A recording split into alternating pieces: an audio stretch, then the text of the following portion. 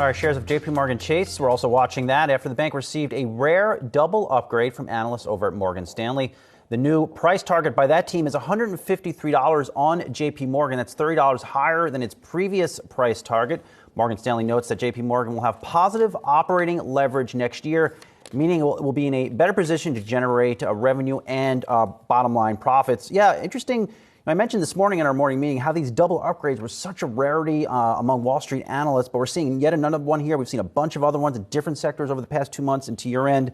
But this one perhaps making a lot of sense. This now removes any sell ratings on JPMorgan on Wall Street and comes likely as margins get lifted with a couple more rate hikes in the fold. Yeah, and it's particularly interesting, too, after the commentary that we've continued to hear from JPMorgan CEO Jamie Dimon, who has talked about everything from an economic hurricane even to what a recession may look like going into 2023.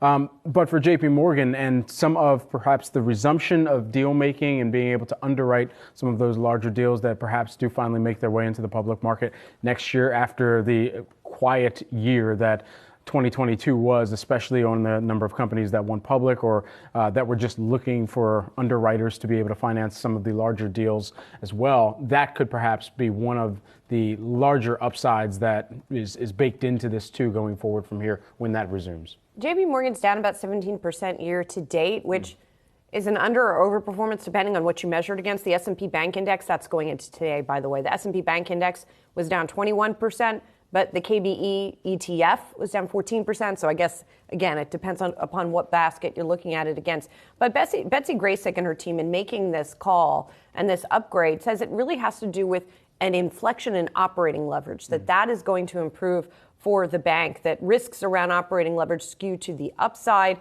The company is also looking at the ratio requirements. Remember, the government has various capital ratio requirements for the banks, especially in the wake of the financial crisis. They got more stringent, and she is talking about that the company is making progress towards meeting those capital ratio requirements. And look, keep in mind, we're hearing from Jamie Dimon today, JPMorgan CEO, warning about a potential recession. I like what Matt Melly told us, though, on these bank stocks. They will not be immune, of course, to a recession, even if rates go higher and margins benefit.